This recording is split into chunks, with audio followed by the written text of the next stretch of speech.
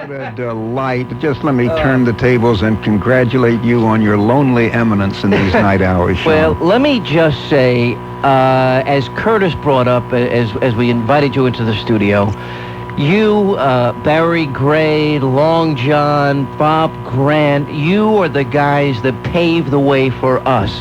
And more importantly, the hours that I spent listening to you late at night, 57 on the dial, WMCA, Good Guy Radio, with David Schulte on your flanker microphone, and this is a boyhood dream come true. I'm sitting, with Babe Ruth right next to me here in the studio. Babe Ruth used to point to the outfield fence, not just signaling the next ball was going to be a home run, but he would signal where the ball was going to go over. And he hit it there. Yeah, but what a lot of people forget about Babe Ruth is that he did lead the league in home runs, but he also led the league in strikeouts. That's true. That's very true. Now, because I know what you've been up to lately, and you really belong on a New York radio, and you're not, but you are on over 100 radio stations coast to coast. The Barry Farber radio program is still alive and well. It's nationally syndicated. I know you're doing phenomenally well with this. Tell people, bring us up to speed on Barry Farber. Well, this is the first time I've ever been invited to talk about a show that nobody listening can hear. Of course, with the reach of WABC, there may be some listeners we can steal from you. Yes, absolutely. We're on Coast to Coast Network from 5 to 7 in the afternoon. Actually, a radio 5 o'clock is really 5:06 after the news, So if you can hear me now and are not in the immediate New York City area, if you'd like to listen some more, then just like during World War II, sweeping the radar. Scan the dial. Just scan the dial at about 6 minutes after 5 and 6 minutes after 6, and wow, I hope you connect with me. For those people that don't know Barry Farber, how many languages do you speak? Not enough. Not nearly enough. The last time I introduced you at an event, it was in Huntsville, Alabama, so many years ago. You were up to 27 then. Well, it's hard. Some languages you speak better than others. When I was in the Army, when I entered the Army in 1952, I qualified as interpreter in 14. Well, and I've expanded that by about half a dozen. And then since New York has just exploded with new ethnic groups, I do something different now. I learn just enough to talk to the Bengali-speaking cab driver and the Tagalog-speaking maid. You understand? Sure. Punjabi, Korean. There's so many new languages in town that I'm not really trying to learn them. I'm concentrating on my core of about 18, but I want to learn just enough to communicate with. Sean, there is no field in the world where there is as much difference between knowing nothing and knowing a little as learning a foreign language. Let me just plug it as a hobby now that you brought it up. What I mean is this: if you're going to be a brain surgeon, I promise you there's very little difference between knowing nothing and knowing a little. If you want to fly or maintain intercontinental jet aircraft, there's very little difference between knowing nothing and knowing a little.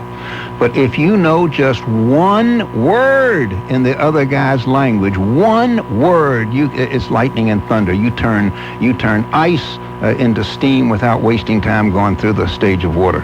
You got to do me one favor, because as I stated earlier, you and Barry Gray in particular were the pioneers of this industry, this interactive, explosive industry, which, we go back to even 1986, there were only about 200 radio stations nationwide that identified themselves as news talk radio, or news radio, talk radio, interactive radio. And now it's exploded, over 1,600 talk radio stations nationwide. But you guys paved the way, and you always tell a story, how it all started, how it all began. With Barry Gray and yourself, and I'd love for you to repeat that story. Give me a few days of your time, and I'll take you back to the origin, because just as you and Curtis are, pouring syrup on an old waffle like me, I used to do the same thing. And by the way, we'll give a prize for the best Farberism when somebody calls in. No, I look to Tex McCrary as the founder, Tex McCrary and Barry Gray. Before Tex McCrary and Barry Gray, and they were on from, let's say, the late 40s on. Before them, radio did not interrogate all radio did was congratulate. The toughest question, the hardest issue you ever heard discussed on talk radio was, tell me about your next movie, baby. And the way it started was very interesting. Well, McCrary was just, too much of a journalist to put up with small talk. So he came in and was considered very, very gutsy, getting down to issues. Alcoholism was, a shocking issue back then. Homosexuality had not yet gained, it was not yet in the ring as an issue, because we were, peeling away the taboos slowly. But Barry Gray's story, I think, is what you're aiming at. Barry Gray interviewed show business people and did show business, underhand, softball, show biz. That's all he did. He used to do the show from Elaine's oftentimes. Yeah. Well, Barry Gray, rest his soul, got in trouble with a man named Walter Winchell. Take the top 10 names in radio and television nationwide, roll them up into one ball, and you do not have a millisquidgen of a fraction of the influence of Walter Winchell. You died if you were in show business and Walter Winchell sent word to you that unless you shaped up, he was never going to cover you in his column again. People burned dried sassafras root at his altar. Well, there was a black performer, Josephine Baker, who was snubbed at the Stork Club. Take my word for it, folks, I haven't lied to you yet. There was a Stork Club in New York, and it was real big deal. And Walter Winchell was big dog in the meat house at the Stork Club. Sherman Billingsley was his friend. And Josephine Baker, a black performer, was snubbed by Sherman, but either said there's no room, when there were obviously tables there because she was black, and Barry Gray stuck up for her on the air, and Sherman Billingsley got angry, and Walter Winchell sent the word out: anybody who goes on Barry Gray's show will never be covered in the Winchell column again. Well, you know what they say: necessity is the mother. Right. What could Barry Gray do? Now that no show business personality would come near him or his microphones again. How about politicians? And that's what started what you and I are both having so much fun doing now. And then there's the whole story of how you started the interactive talk with Barry translating with the callers. I'm so impressed with a little radio station in my hometown in Greensboro, North Carolina. In 1957, they had something called Party Line, and you heard both sides, the Sean Hannity and the caller. You could hear. By the way, there were only two topics that were forbidden.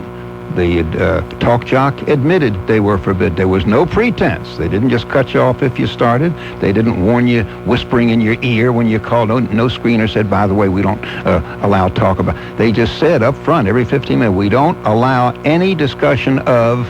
And there were two topics where there was no discussion of. Most people guess, well, the Deep South in the 50s must be sex, black people. Not at all. Number one was religion, no discussion of religion. And number two, fluoridation. Fluoridation was considered the hottest of the possible hot-button issues, controversies. So then you come up here. 3 years later, mind you, that was local, Greensboro, North Carolina. 3 years later in New York, Barry Gray was on the Mutual Network, and they still didn't have that technology. He was interpolating what the listener said. In other words, somebody would say, Harry Truman, egg-sucking dog, and Barry Gray said, so you disagree with certain of Truman's policies. And he would, it was sort of interpolate. Predated the 7-second delay, Barry. All right, stay right there. There's no reason to give out this phone number. Your fans are standing by. We got Hattie, Ruth, Don, Stanley, Carl, and Oyster Bay calling in. 1-800-848-WABC. The great Barry FARBER is our guest. We're pleased and proud to have him in studio, and we'll come back with your calls and comments. By the way, we have a message now from News 2. More news, less time, every time. Introducing Chopper 2 with infrared, New York's most powerful news camera. Now, it sees through fires, sees through trees by day and by night. Chopper 2 with infrared beginning Monday only on News 2. News Talk Radio 77 WABC time is coming up on 11:18. Your calls for the great Barry FARBER coming up as we continue. You could be with us.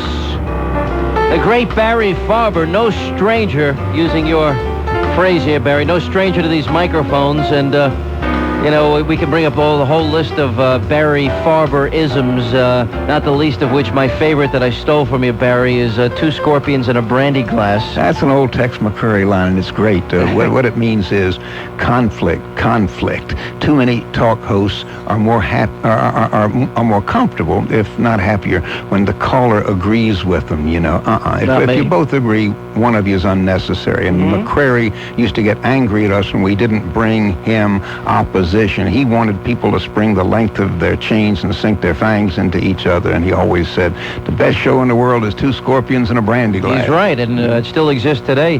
And that's the type of radio that I do, and I know you do too, except intellectually you're so far superior to the average caller. You just tear them to shreds and they don't even know what happened to them. What are your thoughts about the state of talk radio today? We go back to 94, political influence, rising ratings, increased number of stations, as I pointed out.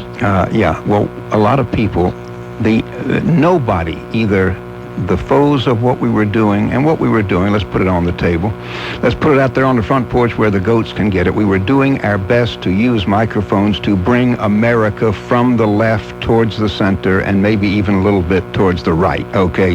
That's my mission. Accuse me of that and I won't flinch. Have your secretary type it and I'll sign it. We were trying to bring people from the left, right? And a lot of people were pretty far left, and we wanted to balance the ticket. Sean, when I started in radio in 1957, we didn't call it left and right or liberal and conservatives because there were so very few conservatives. We called it normal and freaky. The liberals the liberal thought process was what we called normal, and an occasional William F. Buckley Jr. was brought on because he was freaky, right? The way Barry Goldwater was thought of at the time. But let me tell you just one little anecdote from today, and I mean today, not yesterday. I was made aware of this today. Christopher Ruddy, who you undoubtedly know, wrote a book, The Strange Death of Vincent Foster. Now, we have him scheduled to be on next week. Do you really? Let me tell you what happened. Television pretended not to notice. As a matter of fact, one news channel booked him and mysteriously canceled him. Now, somebody's going to say, Barry, why are you whining about big media ignoring Chris Ruddy? He got a great review in the New York Times, and he did. But here's my suspicion on that, and I'm the world's foremost authority of my suspicions. The New York Times assigned the review to a good, staunch conservative, Richard Brookhazer of National Review, hoping that he would kill the book. He read the book, liked the book, did not kill the book, and the New York Times, to its credit, I mean, they attempted to do what I call a little, a little 3-card Monte there, but their hand grenade did not go off. It fell in peacefully with the tangerines, and Brookhazer wrote a good review, and the Times ran it. But apart from that, big media has shut him out. What did Chris do? Did he go moping? No, he went to his headquarters and did one local talk radio program after another, up into about 150, 160 now. And you know what? His book is just one short little shove away from being a bestseller based on talk radio alone. So if your friends in talk radio are having their ego a little bit damaged by all the jackals and all the japes saying, hey, it was a fluke in 1994, we remind them that talk radio still has bark and bite. You heard the opening of the show and Newt Gingrich endorsing this particular show with True Story. The first part of that came the night he became the Speaker of the House in 1994. I was emceeing his event in Georgia. Oh, that's great. And he has often given credit to talk radio for the Republican Revolution. And he is somebody for many, many years, one of the first big political figures I ever interviewed when I was in Huntsville, Alabama. As you recall, here I am in a little 10,000-watt radio station in the farmland of Huntsville, Alabama, and there's Barry Farber taking my calls, returning my calls, being a guest on my program, even way back then, and I'll never forget you for that. But he gives credit to talk radio. But are you in any way discouraged by some of the things you hear on the airways? There was a lot of criticism heaped on talk radio, too racial, too much animosity, too much hostility, too much venom. Do you hear that? Well, yeah, but I don't participate. If someone is a racist, he's no friend of mine, even if he calls himself a conservative on the air. And I think it's our job to stand in the hedge, take up the gap, and spear them, and not let them get away with it. I'm much more comfortable with with a flaming liberal than I am with a mean-minded conservative. I'd have a pleasanter lunch, a pleasanter evening with a liberal than with a crazy, hostile, venom-spitting conservative. I say, softly, softly, catchy monkey, lower your voice, put a smile into your delivery. Absolutely. And try to convince America before it is too late. I mean, take vouchers. Curtis was talking to somebody about vouchers. I'll never forget when I first heard of vouchers. I was angry. A woman in 1977 said, I want you to come to Harlem with me because Dr. Milton Friedman is talking about something that may revolutionize education. And when I heard about the voucher I thought I'd wasted an evening. Little did I know that I was getting a preview of about 20 years into something that really may save our education. You know, we're going to come back and we'll continue with Barry Farber. 1-800-848-WABC. Our telephone lines are all jammed right now. The great Barry Farber. Since 1957 you started in this industry. Well, I got my first show in 1960, but I was a producer for Tex McCurry until then. How many years at MCA? 11. How many years at OR? 15. And 1 year at ABC with Lynn Samuels. Right. Well, now, there's a story. 2 days. 2 days. 2 days with Lynn Samuels. You know, there's still a tape of that floating around in this building as we speak. Really? I've got to get a copy of it. All right, we'll continue with Barry Farber. 1-800-848-WABC. That's our toll-free telephone number. When we come back from the break, we'll turn it over to you and your calls, your comments. Maybe be reminiscing with Barry Farber. Maybe you can remember a couple of his Farberisms. That's coming up. Also, we have the latest, everything that's happening. The chairman of the Congressional Committee told Attorney General Janet Reno that her investigation of President Clinton bristles with conflicts of interest. That's coming up later as well. As we continue on your 50,000-watt blowtorch of free speech, 77 WABC. If you're talking about it, we're talking about it. News Talk Radio 77 WABC. New York. It's 11:30. From the ABC Newsroom, he'll be arraigned tomorrow on sexual harassment charges, and the former Sergeant Major of the Army, Gene McKinney, says he will be found not guilty. Is McKinney willing to talk about an out-of-court settlement? I'm willing to talk, but I got to tell you, I'm not going to admit to any guilt of something I didn't do. McKinney on CNN's Larry King Live. It'll be the Marlins versus the Indians in the World Series. The Indians took the American League pennant tonight with a 1-0 win over the Orioles. It was Tony Fernandez who belted that one run. And the pitch swinging a high fly to deep right field. This ball's going to go way back. It is gone. A home run for the Cleveland Indians. And they have taken a 1-0 lead here in the 11th. Jim Hunter calling that key play on WBAL. 7 states have gone to court to block the sales of herbal ecstasy, the supplement billed as a safe alternative to the illegal drug ecstasy. For the ABC Information Network, I'm Bob Hart. Next Tuesday at midnight, something may happen that could grind this city to a halt.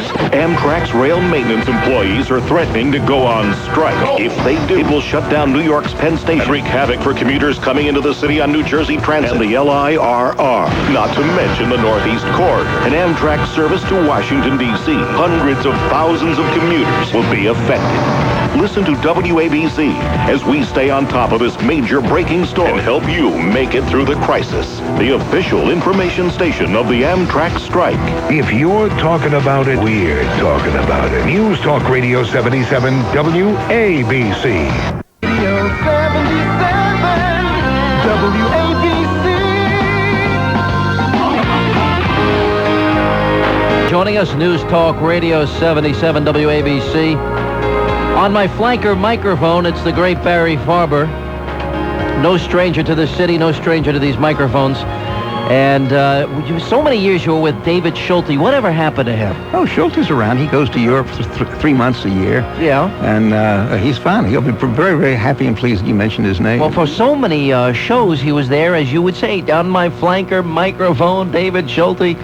Yeah, well, he always had a strange and interesting, unique, acerbic opinion of things, and I really got a lot of aid and comfort out of him. Let's go to our telephones for Barry Farber. Hattie in the Bronx. Hi, Hattie. Oh, hello. How you doing? Fine, thank you. You're on with Barry Farber. Hello, Mr. Farber. Hey, Hattie, how you doing? Oh, it's a wonderful, wonderful evening. I feel so young again to listen to you.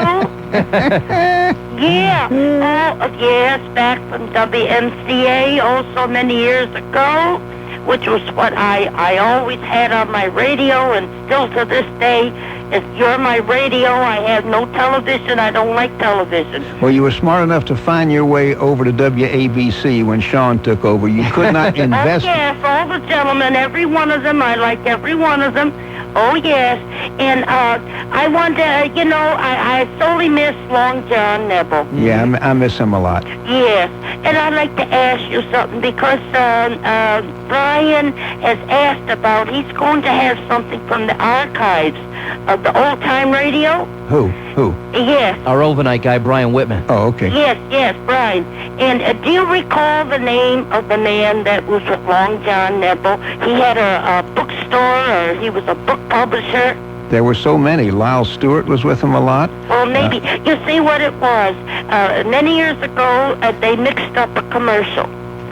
And it was so funny. It was so funny. It was unbelievable. And this was a period in my life that I was so ill and sick, and I just laughed myself sick and got on my 2 feet. I wish I could remember for sure. Who'd you say it was? Well, Lyle Stewart was a publisher, but Long John had a lot of people. Mike Gersdansky, Al Lotman. No. But these are all Long John people who, Bernie Korash. No.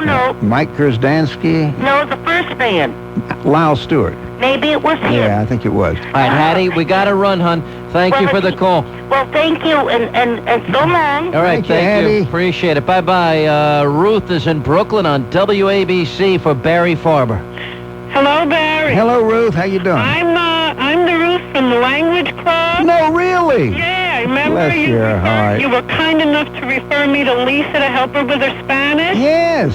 Yeah, and bless you. Also allowed me to come and help you on the radio. I remember, and I'm so glad you're listening. Good to be talking to you again. I miss you so much. Thank you. I go skimming the dials, but what happens is I caught you a couple of times, but after 3 words, it fades in and out. Disappears. That GE Super Radio comes in handy. Yeah, I don't know. What's the matter with ABC? They don't put it Oh, on. come on now. Don't. Look, never try to program a station when you're outside the station calling in. Okay, that's Farber's Law 086. I don't think it's a bad idea myself. A shift here or there wouldn't be too bad. Thank you, Ruth. Thank you, Ruth. Listen, you got a book, Barry? I beg your pardon? Book out? Well, yeah, how to learn any language.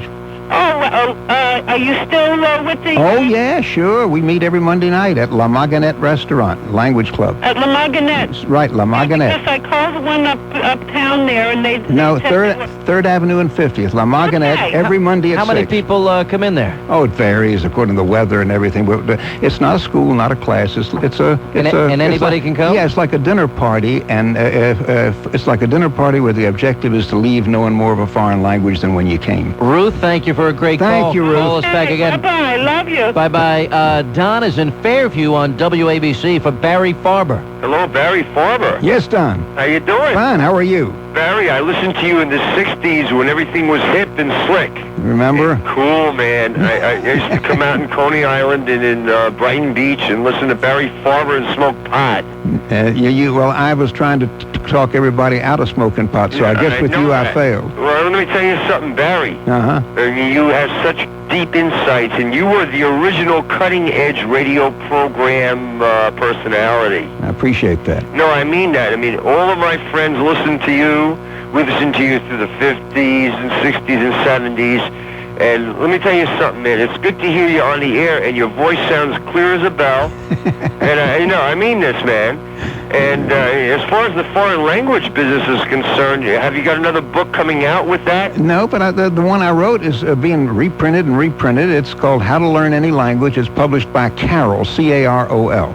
Thank you for a great call, Don. Thank you. We appreciate it. Bye-bye. Stanley is in Manhattan on WABC for Barry Farber. Hi, Barry. Hey, Stanley! Yep. Oh, this is one of the great investigative reporters. Oh, really? I recognize this. Sean, you can be real proud of the caliber of listener that you have. Is that now, Stanley? Tell me who's Stanley who? I've called Sean before. It's Stanley Tinsley. Oh, hey, Stanley. How you doing? Fine. How you, Sean? Boy, Stanley, I can say to you is I know ABC just can't hire Barry out of a hat, but you might have him on again sometime. Barry, these microphones are welcome every night, and we will have him as a regular guest if he'd come visit us and honor us with his presence Let again. me testify to one thing about Barry, that he's too modest to mention. He has the greatest open mind. He just hinted at it when he said he did not trust people who are racist, but he took a flaming liberal like me, and he taught me a great deal. He had me on his program several times, and he taught me a lot.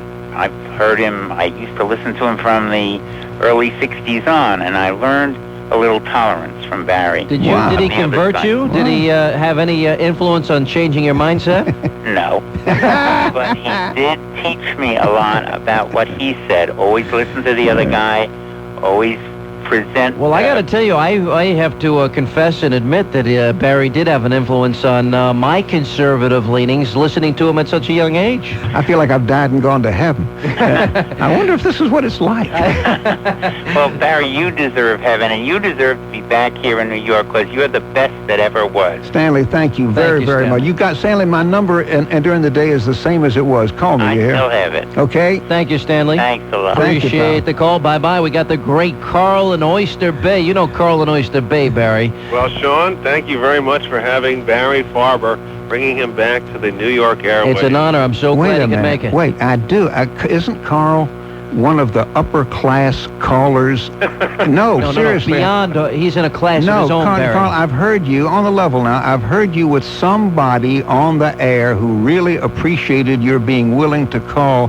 I think it was before Sean came to WABC, but I know you and I appreciate you. I've called you several times, Barry. Whenever I can get on your show, it's always a pleasure to discuss the. As you might remember, I'm sort of my area of interest is the Clinton scandals, and certain there are. He's an expert, Barry. He's right there at the top. Well, he should be writing a book on them. You're going. What do you make of what went on with Janet Reno earlier today? Well, you know, it's interesting. I just watched an hour's worth of the Clinton tapes on CNN, documenting why I think we should stop calling the campaign finance scandal and instead start calling the Clinton election fraud scandal. And I'll tell you, the White House spin that there's nothing new on these tapes is, it passes the smell test about as well as that manure they chucked at Clinton's limo in Brazil yesterday. May I give you a conspiracy theory, which is the most interesting one I've encountered lately, and that is that the tapes are an ingenious Uncle Remus kind of Clinton defense tactic. Yes. Tapes, and get us all excited about the tapes, and why didn't you know where the tapes were, and how could you deny there were tapes, and all of a sudden you find the tapes, and then there's no smoking gun in there, so where are we at that point? You see, it was empty. There was nothing there the whole time, just because the anticipation of something in the tapes followed by the vacancy of anything in the tapes, that would really put the Clinton defense way above where it is right now. Well, tonight I saw a tape of a fundraiser that was held on the south lawn of the White House, where Clinton fundraiser Terry McAuliffe, in the presence of both the president and vice president, was discussing checks. In fact, Al Gore is seen, joshing with the crowd. Isn't it so great we could have this in the White House? You even have cabinet members in some of these tapes, which raises, tapes, right. And on top of that, you have the president acknowledging that many of the ads, the soft money ads, were responsible for his increase in the polls, which raises the question that you brought up earlier, Carl, which is circumventing the law, the federal election laws. But there's one thing that, even Judy Woodruff said was unmistakable. There's a distinct edit in the tape of Bill Clinton's meeting and conversation with James Riotti. There's a quick edit, and the next thing you know, John Wong enters the picture, and Clinton and Wong hug. But there's definitely some missing footage in this Riotti conversation. Carl, editing hoping to get away with an edit in a tape today is like trying to sneak dawn past a rooster. Now, how could the White House be so naive as to think that nobody would notice the edit in the tape?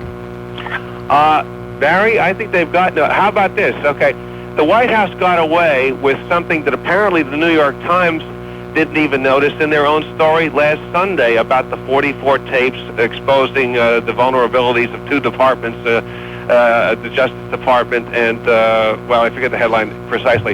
They talk about 44 tapes. That's a familiar story, but they walk us through the discovery of those tapes with junior White House lawyer Michael X. Ambrosio, and they describe how Mr. Ambrosio turned up 49 hits on his computer.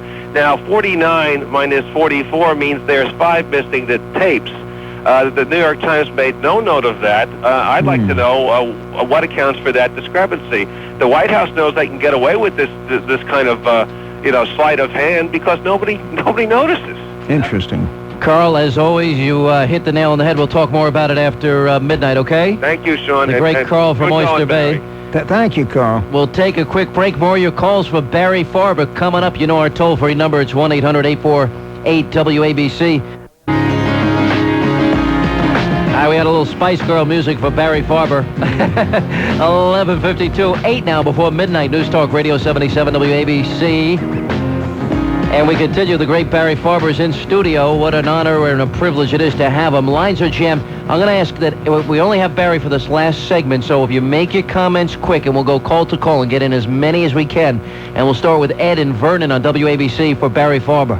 Yes, Sean. Hi. And Barry. Yes, Ed, how you doing? Oh, pretty good. I spent 16 years in Arizona, just came back, and I'll be listening to talk radio here. Listen, you happened to mention something about Gene Shepard earlier. Yes. And I used to listen to him, gosh, I guess it was religiously. Whatever happened to Gene? Gene is a rare case. Gene just got fed up and left. And he married Lee Brown, who had produced his show for years, went to, I think, Palm Beach and started raising Palomino horses. I really have tried on my own to get Gene Shepard back. He would be so right for talk radio today. He was just unbelievable. Well, every time he told the story, it was like you were there. Exactly. I mean, you could picture it. That's what Barry does so well too, Ed. Listen, to be fair to the other calls, we're going to move on. Ed, I'm glad you're listening here Ed. too. Thank you, sir. You're welcome. We'll go to Hilda is in Albany on WABC for Barry Farber. Hi, Barry. I miss so much having you for lunch, you and Alan. Thank you. I remember I used to call you about Israel. Yes. And we used to have some nice talks. It was wonderful now hearing your melodious North Carolina accent. I miss it. Thank you. Well, thank you good for the... luck to you. Shana Tova. Thank you, Shana Hilda. Tova to you, too. And by golly, WABC has a reach all the way up to Hudson Valley. Listen, 38 states, Barry. We have Conrad. He's in Elmhurst on WABC for Barry Farber. The great Barry Farber, I owe you so much. Come on, Conrad. I heard you in 1972, and from listening to you and meeting people through you, you have made me a much better person, and I have lived a much better life. I really owe you the life I live today. What? Are you? I can't believe this. You know what's funny? Let me jump in here because he really is in awe of this. And when I stated earlier, Conrad, that listening to Barry when I was 17, 18, let me tell you a quick story. One time Barry starts in on, go get your map, go get your globe. Look at Czechoslovakia, Yugoslavia, Bulgaria, Hungary, the former Soviet Union, communism. This was before the fall of communism. And me, I went, got my globe, and I started looking, and I'm learning a history lesson. And I understood from Barry Farber that peace through strength works. He knew it before Reagan knew it, and Reagan implemented it, and look what happened. I just had to call and thank you, and I do appreciate it, and I love hearing your voice again. Thank you so very much. Pleasure. Appreciate the call. I will never forget that one. Scott is next in a car in Virginia on WABC for Barry Farber. Hi. Hey, Barry, how you doing? This is Scott Hoganson at the RNC. Hey, Scott, how are you? Well, I'm doing real well, thanks. I'm actually on my way to Norfolk, Virginia to help out Jim Gilmore in his campaign for governor, so I'm on Interstate 64 right now, and I was surfing the dial and I heard you and Sean, and so I just called up to say hi. Do you know Sean? Because I've got to take personal responsibility for introducing you two. Well, I remember when he was on WVNN down outside of Huntsville in northern Alabama. Then I went to Atlanta, and then I've been up here in New York, and I'm also have a TV show on the Fox News Channel. Oh, you're really hauling, Sean. Way to go. But I do have a question for Barry. Yeah. Now, there was a time, Barry, this was maybe back in 94, 95. You and I and Alan Combs and Haley Barber That's had right. lunch in Haley's office one afternoon. That's right. And I'd heard you for years, and it was the first time I met you, and it was terrific. But I also met Alan Combs for the first time, and I thought he was one of the nicest liberals that I have ever met. Well, now, you've worked with Alan. Do my impressions match yours? Yeah, well, you see, Alan to me is a very special and very dear person. First of all, we should keep some liberals like Alan around for research, if not for breeding purposes. then again, I'm a very spiritual person, Scott. I don't mean to get into it here on radio, but I believe God has given me Alan Combs to test my patience. Well, he's testing... and I must prove I am equal. You know, Scott, he's testing both our patience because of the TV show I told you about is Hannity and Combs. He's my partner. Yes, I'm aware of that. I watched... I didn't know you watched... I watched those two the other night on TV. It's a good watch on Fox there. I like watching them, and I'm glad for Alan. Nice to see him moving into the radio whiz pictures. Well, that's Sean who's on with him. Don't you understand? Sean, who you're talking to right now, is the other half of that Alan Combs show on Fox TV. I think he gets it. No, I understand it. It's like I got a bad connection here. Hey, Scott, we got to run, sir. Good to hear from you. I'm sorry we didn't have more time. I'll let you go. You guys knock them dead. Bye-bye. Thank you, Scott. Take care. You'll never know who's listening, Barry. We have, let's see, Paula. We have to go to Franklin Square, where I was born and raised. Paula, how you doing? You're on with Barry Farber on WABC. Hi, Sean. I'm fine. By the way, did you ever get that material on NAMBLA? I never did. You never I never did, no. Oh, dear. Well, send it again, and I'll take a look. I swear I never got it. Okay, I will. Well, Barry, and on to Barry now. This is the best surprise in years. Thank you. I just want to tell you, Barry, that your knowledge of history and presentations are really sorely missed. Second to none. And one of my favorite things that you used to say was like nailing a custard pie on a barn door. Yeah, nailing a custard pie to the side of a barn. Yeah, that's an old North Carolinaism, right? And also, you had years ago mentioned a book, The Red President. By Martin Gross. Yeah, good friend. Right. I have that book. Martin's scheduled to be on the show next week, by the way. He has a new book that just came out. Well, this is an extraordinary book, and I think he's in the White House. Yeah, I love... Oh, isn't that interesting? You know, I said that to Martin the last time I met him. This is amazing. I said exactly what you just said. Listen, we got to let you go, Paul. Appreciate your call and your time. Thank you very much. Barry, I'm going to stay by my word. You did say you can only stay an hour, but the only reason I'm not going to... Yeah. I'll say something to you after we become two people talking in private. Very good. All right, Barry Farber on WABC. What a treat. We'll come back. Your calls and comments coming up, 800-848-WABC. Thank you for being with us. My name is Sean Hannity. Your calls are coming up next. I don't know what you had. Captain, incoming message. The results are in. It's official and authenticated. Stand by to receive our transmission. Loud and clear, kid. WABC is the most listened to talk radio station. Most listened to in America. Impressive. If you're talking about it, we're talking about it. News Talk Radio 77 WABC. New York. It's 12 midnight. From ABC News, I'm Bob Hart. He'll be arraigned Thursday on sexual harassment charges, and the former Sergeant Major of the Army, Gene McKinney, says he will be found not guilty when his...